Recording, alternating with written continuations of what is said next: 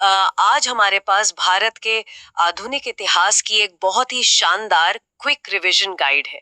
ये एक पीडीएफ के रूप में है जो यूपी पुलिस, एसएससी और रेलवे जैसी परीक्षाओं के लिए बहुत जरूरी है। हाँ, तो हमारा मिशन आज सिर्फ इन नोट्स को रटना नहीं है। हमें कहानी की तरह समझेंगे कि 1757 से 1947 तक आखिर हुआ क्या था, और हम स्लाइड दर स्लाइड चलेंगे। सही कहा। और एक प्रोफेशनल क्लास की तरह हम इस पीडीएफ की हर एक लाइन को ध्यान से पढ़ेंगे। कोई भी डेट, हेडिंग या पॉइंट हम स्किप नहीं करेंगे। एकदम। तो शुरू करने से पहले जरा कल्पना कीजिए, आज की किसी बहुत बड़ी मल्टीनेशनल कंपनी के बारे में सोचिए। मतलब जैसे अमेज़न हो गई या एप्पल। ठीक है। अब सोचिए कि ये कंपनी अपना मुनाफा बढ़ाने के लिए अचानक अपनी एक प्राइवेट आर्मी बना लेती है और किसी दूसरे महाद्वीप पर जाकर वहां के राजाओं को हरा देती है। अरे बाप रे। हाँ, और फिर वहां की आम जनता से सीधे टैक्स वसूलने लगती है। सुनने में ये किसी साइंस फिक्शन फिल्म की कहानी लगती है ना? बिल्कुल। लेकिन भारत के इतिहास में हूबहू यही हुआ था। ब्रिटिश ईस्ट इंडिया कंपनी ने यही किया। सही बात है। तो चलिए इसी रोमांचक कहानी को शुरू करते हैं। अब हम स्लाइड 1 देख रहे हैं। इस स्लाइड की मुख्य हेडिंग है व्यापार से सत्ता तक। तो मैं इस स्लाइड की पहली लाइन पढ़ती हूँ। यहाँ लिखा है 1757 का प्लासी का युद्ध, अंग्रेजों की बंगाल में जीत। अब इसको सिंपल शब्दों में समझते हैं। जी बिल्कुल, समझाइए। देखिए, इतिहास की किताबों में इसे एक युद्ध कहा जरूर जाता है, लेकिन अगर हम इसे गहराई से देखें तो ये युद्ध कम और एक धोखा ज्यादा था। ईस्ट इंडिया कंपनी के जो रॉबर्ट क्लाइव थे ना, उन्होंने बंगाल के नवाब सिराजुद्दौला के अपने ही सेनापति मीर जाफर को खरीद लिया था। अरे मतलब अंदर का ही आदमी तोड़ लिया। हाँ, अंग्रेजों को बंगाल में एक कठपुतली सरकार मिल गई। इसके बाद स्लाइड में दूसरी लाइन है 1764 का बक्सर का युद्ध, वास्तविक राजनीतिक नियंत्रण। तो ये बक्सर वाला युद्ध ही असली टर्निंग पॉइंट था। बिल्कुल। बक्सर का युद्ध वो मोड़ था जहां अंग्रेजों ने बंगाल, अवध और मुगल सेनाओं के गठबंधन को, मतलब तीनों को एक साथ युद्ध के मैदान में सीधे तौर पर हराया। बाप रे, 3 बड़ी ताकतों को एक साथ। हाँ, और पीडीएफ की इसी लाइन में एक नोट लिखा है, कंपनी को बंगाल, बिहार और उड़ीसा के दीवानी अधिकार मिले। ये बहुत महत्वपूर्ण पॉइंट है। दीवानी अधिकार मतलब इसका सीधा सा अर्थ टैक्स वसूलने का अधिकार है ना? एकदम सही। और यहीं से भारत का असली आर्थिक शोषण शुरू होता है। आप मैकेनिज्म समझिए। बक्सर से पहले अंग्रेज यहाँ से सामान खरीदते थे, जैसे कपड़ा या मसाले। हाँ, और उसके बदले उन्हें ब्रिटेन से सोना चांदी लाना पड़ता था। लेकिन दीवानी मिलने के बाद क्या हुआ? उन्होंने हम भारतीयों से ही टैक्स वसूला। अच्छा। और उसी पैसे से सामान खरीदा। बिल्कुल। उसी टैक्स के पैसे से भारतीय सामान खरीदकर यूरोप में मुनाफे पर बेचना शुरू कर दिया। अरे ये तो शुद्ध रूप से लूट हुई ना। मतलब उन्हें अब अपनी जेब से एक पैसा भी नहीं लगाना था। एकदम। अब हम स्लाइड 1 के अगले बुलेट पॉइंट पर आते हैं। यहाँ लिखा है लॉर्ड वेलेस्ली की सहायक संधि, जिसे इंग्लिश में सब्सिडियरी अलायंस कहते हैं। तो ये साम्राज्य विस्तार का तरीका था। हाँ, इसके तहत अंग्रेज भारतीय राजाओं के पास जाते और कहते, हम तुम्हें पड़ोसी राजाओं से सुरक्षा देंगे, हमारी एक सेना तुम्हारे राज्य में रहेगी। तो इसमें राजा का क्या नुकसान था? नुकसान ये था कि उस सेना का सारा खर्च राजा को उठाना होगा, और सबसे बड़ी बात, राजा उनकी इजाजत के बगैर किसी से कोई कूटनीतिक संबंध नहीं रख सकता था। अरे ये तो मुझे माफिया फिल्मों के उस प्रोटेक्शन रैकेट जैसा लग रहा है। प्रोटेक्शन रैकेट मतलब जैसे गुंडे कहते हैं ना कि तुम्हारी दुकान बहुत अच्छी है, इसे कोई तोड़े ना, इसलिए हम सुरक्षा देंगे, लेकिन हफ्ते का पैसा तुम्हें देना होगा। अरे वाह, क्या सटीक उदाहरण दिया है आपने। बिल्कुल यही था। राजाओं को लगा कि वे सुरक्षित हो रहे हैं, लेकिन असल में वो बिना लड़े अपनी आजादी खो रहे थे। और जो इस जाल में नहीं फंसे, उनके लिए शायद वो अगली लाइन है पीडीएफ में। हाँ, अगली लाइन में है लॉर्ड डलहौजी की हड़प नीति, यानी डॉक्ट्रिन ऑफ लैप्स। इसका नियम बहुत सीधा था। क्या था वो नियम? अगर किसी भारतीय राजा का अपना कोई सगा बेटा नहीं है, तो वो किसी बच्चे को गोद लेकर उसे राजा नहीं बना सकता। राजा के मरते ही राज्य सीधे अंग्रेजों का हो जाएगा। तो झांसी की रानी वाला जो किस्सा है वो इसी से जुड़ा है। बिल्कुल। झांसी, सतारा, नागपुर, इन सभी राज्यों को इसी हड़प नीति के तहत कब्जा ले लिया गया था। ये हड़प नीति तो आज के कॉर्पोरेट वर्ल्ड के हॉस्टाइल टेकओवर जैसी लगती है। सिर्फ एक कागज का कानून बनाया और पूरी की पूरी कंपनी, मेरा मतलब है रियासत, अपने नाम कर ली। हाँ, और इसी अहंकार ने पूरे देश को एक बारूद के ढेर में बदल दिया। जो हमारे स्लाइड का अगला पॉइंट है, 1857 का विद्रोह। तो यहाँ लिखा है तात्कालिक कारण, चर्बी वाले कारतूस। सही पढ़ा आपने। देखिए, डलहौजी की नीतियां और भारी टैक्स तो असली कारण थे ही, लेकिन वो जो एनफील्ड राइफल्स आई थी ना, जिसके कारतूस मुंह से छीलने पड़ते थे। हाँ, और उसमें गाय और सुअर की चर्बी होने की बात फैल गई। इससे सैनिकों की धार्मिक भावनाएं आहत हुई और यही वो चिंगारी थी जिसने 1857 का विस्फोट कर दिया। तो स्लाइड में अगली लाइन में तारीख दी है 10 मई 1857, मेरठ से शुरुआत। और प्रमुख चेहरे मंगल पांडे, रानी लक्ष्मीबाई और बहादुर शाह जफर। बिल्कुल। और हमें ये समझना होगा कि सैनिक असल में वर्दी पहने हुए किसान ही तो थे। तो किसान, राजा और सैनिक सबने मुगल सम्राट बहादुर शाह जफर को अपना प्रतीकात्मक नेता मान लिया। लेकिन आखिरकार अंग्रेजों ने इसे कुचल दिया। हाँ, क्योंकि उनके पास बेहतर हथियार और संसाधन थे। लेकिन स्लाइड की आखिरी लाइन देखिए, परिणाम 1858 के अधिनियम के तहत कंपनी शासन का अंत। अच्छा, मतलब उस मल्टीनेशनल कंपनी का दी एंड हो गया। एकदम। अब भारत का कंट्रोल सीधे ब्रिटिश क्राउन यानी ब्रिटेन की महारानी के पास चला गया और लॉर्ड कैनिंग भारत के पहले वाइसराय बने। तो सत्ता बस एक चेहरे से दूसरे चेहरे के पास चली गई। चलिए, इसी के साथ हमारी पहली स्लाइड पूरी हुई। अब हम स्लाइड 2 देख रहे हैं। हाँ, स्लाइड 2 की हेडिंग है राजनीति का जन्म, बंगाल का बंटवारा। तो 1857 के बाद जब तोपें शांत हो गईं, तो विरोध सड़कों से निकलकर राजनीति में कैसे आया? इसके लिए हम स्लाइड का पहला पॉइंट पढ़ते हैं। 28 दिसंबर 1885 बॉम्बे में भारतीय राष्ट्रीय कांग्रेस की स्थापना और इसके संस्थापक थे A.O. ह्यूम। एक मिनट, ह्यूम, ये तो अंग्रेज नाम है ना? एक ब्रिटिश अधिकारी ने कांग्रेस बनाई। 1857 के भयंकर विद्रोह के बाद अंग्रेज डर गए थे। उन्हें लगा कि भारतीयों का गुस्सा कभी भी फट सकता है।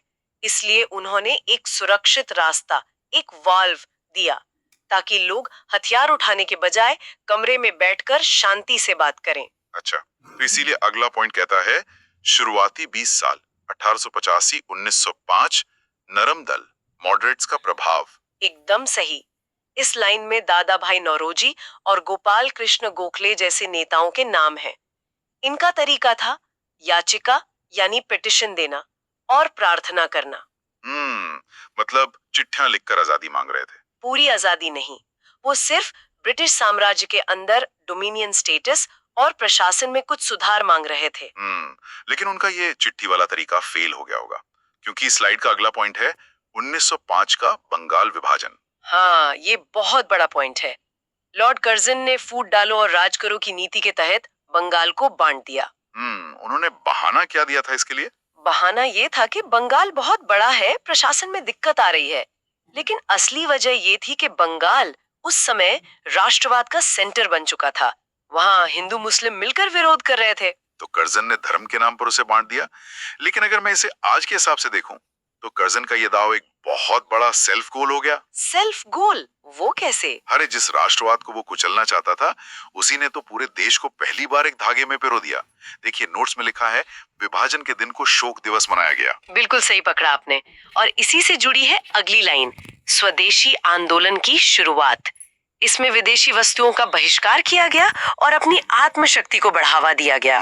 मतलब विदेशी कपड़ों की होली जलाई गई। और मुझे लगता है कि इसी गुस्से से वो नया गुट निकला होगा। स्लाइड का आखिरी पॉइंट है गरम दल एक्सट्रीमिस्ट्स का उदय और 1907 का सूरत विभाजन। गरम दल में वो लाल बाल पाल थे ना? लाला लाजपत राय, बाल गंगाधर तिलक और बिपिन चंद्र पाल। एकदम। इन नेताओं ने कहा कि भाई, गिड़गिड़ाने से कुछ नहीं होगा, हमें सीधे हड़ताल करनी होगी, पूर्ण स्वराज चाहिए। इसी वैचारिक टकराव के कारण 1907 में सूरत में कांग्रेस के 2 टुकड़े हो गए। तो एक तरफ नरम दल था, एक तरफ गरम दल। गांधी युग का आरंभ और क्रांतिकारियों का समानांतर संघर्ष। इस स्लाइड की पहली लाइन कहती है 1915 महात्मा गांधी का भारत आगमन। गांधी जी दक्षिण अफ्रीका से लौटे थे ना, वो सत्याग्रह का तरीका लेकर। हाँ, उन्होंने देखा कि जब तक आम आदमी, किसान, मजदूर, महिलाएं इस लड़ाई में नहीं जुड़ेंगे, तब तक बात नहीं बनेगी। बिल्कुल।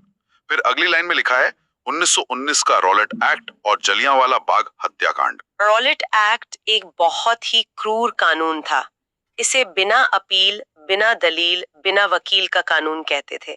मतलब पुलिस शक के आधार पर किसी को भी जेल में डाल सकती थी। बाप रे।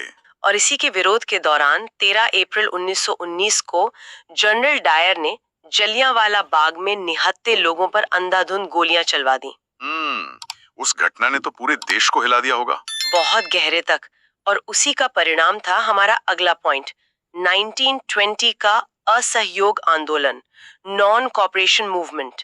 इसमें पूरे देश ने अंग्रेजों का साथ देना छोड़ दिया। वकीलों ने अदालतें छोड़ दी। हाँ, छात्रों ने कॉलेज छोड़ दिए। हाँ। लेकिन फिर आता है अगला पॉइंट, 1922, चौरी चौरा की घटना और आंदोलन वापस। यहाँ मैं एक सवाल पूछना चाहूंगा। गोरखपुर के चौरी चौरा में भीड़ ने पुलिस स्टेशन जलाया जिसमें 22 पुलिस वाले मारे गए, पर सिर्फ एक जगह की हिंसा से पूरे देश का आंदोलन क्यों रोक दिया गया? ये समझना बहुत जरूरी है।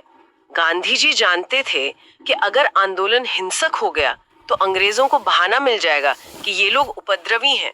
फिर वो सेना लगाकर लाखों लोगों को मार देते। अच्छा, मतलब जनता अभी पूरी तरह से अहिंसक अनुशासन के लिए तैयार नहीं थी। बिल्कुल, उन्हें और ट्रेनिंग की जरूरत थी, जो हमें अगले पॉइंट में दिखती है, 1930 का सविनय अवज्ञा आंदोलन और दांडी मार्च। दांडी मार्च, साबरमती से 240 मील की यात्रा जो 78 लोगों से शुरू हुई और हजारों का जनसैलाब बन गई। लेकिन 6 अप्रैल 1930 को उन्होंने आखिर नमक कानून ही क्यों तोड़ा? इतने सारे कानून थे। क्योंकि नमक भारत के सबसे गरीब इंसान की बुनियादी जरूरत थी। उस पर भी टैक्स लगाना अंग्रेजों के लालच की हद थी। नमक उठाकर गांधी जी ने जो मैसेज दिया वो पूरे देश को समझ आ गया। रुकिए, मुझे यहाँ एक बात कहनी है। स्लाइड में अगला पॉइंट क्रांतिकारी आंदोलन का है। इसमें अनुशीलन समिति, अभिनव भारत, HSRA, भगत सिंह, चंद्रशेखर आजाद के नाम है। हाँ बिल्कुल है। अक्सर हम सोचते हैं कि गांधी जी का अहिंसक रास्ता और क्रांतिकारियों का हथियारों वाला रास्ता एक दूसरे के विरोधी थे, लेकिन क्या असल में ये दोनों एक ही मशीन के दो अलग अलग इंजन नहीं थे? आप किस मायने में कह रहे हैं? थोड़ा और समझाइए। मेरा मतलब है, एक इंजन यानी गांधी जी जनता को निडर बना रहे थे, और दूसरा इंजन यानी हमारे युवा क्रांतिकारी वो अंग्रेजों के मन में खौफ पैदा कर रहे थे। दोनों तरफ से दबाव पड़ रहा था। अरे वाह, ये बहुत ही शानदार नजरिया है और ये बिल्कुल सच है। भगत सिंह ने असेंबली में बम फेंककर इंकलाब जिंदाबाद का नारा दिया था, किसी को मारने के लिए नहीं बल्कि सोई हुई सरकार को जगाने के लिए। और 1925 का काकोरी कांड, जिसमें रामप्रसाद बिस्मिल थे, इन युवाओं ने देश में बलिदान की जो भावना भरी, उसने बहुत बड़ा काम किया। एकदम। और अब आते हैं भारत छोड़ो आंदोलन। क्रिप्स मिशन फेल होने के बाद। हाँ, 8 अगस्त 1942 को बॉम्बे के ग्वालियर टैंक मैदान से गांधी जी ने करो या मरो का नारा दिया और अंग्रेजों ने तुरंत ऑपरेशन 0 आवर चलाकर सभी बड़े नेताओं को गिरफ्तार कर लिया। लेकिन फिर भी आंदोलन नहीं रोका। बिल्कुल नहीं। खान अब्दुल गफ्फार खान, जिन्हें सीमांत गांधी कहते हैं, उन्होंने और आम जनता ने खुद इसे इतिहास का सबसे बड़ा स्वतः स्फूर्त यानी स्पॉन्टेनियस जन विद्रोह बना दिया। चलिए, अब हम आ गए हैं PDF की आखिरी स्लाइड पर, कानून से आजादी तक और विभाजन का दर्द। इस स्लाइड में हम बैकग्राउंड में चल रहे कानूनी ढांचे को समझेंगे। पहला पॉइंट है 1773 का रेगुलेटिंग एक्ट। इससे क्या हुआ था? इससे भारत में केंद्रीकरण की शुरुआत हुई। वॉरेन हेस्टिंग्स बंगाल के पहले गवर्नर जनरल बने और कोलकाता में सुप्रीम कोर्ट बना। अच्छा, और फिर अगला पॉइंट है 1919 का अधिनियम, प्रांतों में द्वैध शासन, डायरकी। ये द्वैध शासन क्या होता है? यह अंग्रेजों की बहुत चालाक चाल थी। उन्होंने प्रशासन को 2 हिस्सों में बांट दिया। स्वास्थ्य और शिक्षा जैसे कम बजट वाले विभाग भारतीयों को दे दिए। और पैसे वाले विभाग? हाँ, वित्त और पुलिस जैसे असली ताकत वाले विभाग ब्रिटिश गवर्नरों ने अपने पास ही रखे। अरे, मतलब पावर का सिर्फ एक दिखावा था। लेकिन जो अगला पॉइंट है 1935 का भारत सरकार अधिनियम, इसके बारे में मैंने सुना है कि ये हमारे संविधान का सबसे बड़ा बेस है। बिल्कुल सही सुना है। इस एक्ट ने प्रांतों को स्वायत्तता यानी प्रोविंशियल ऑटोनॉमी दी।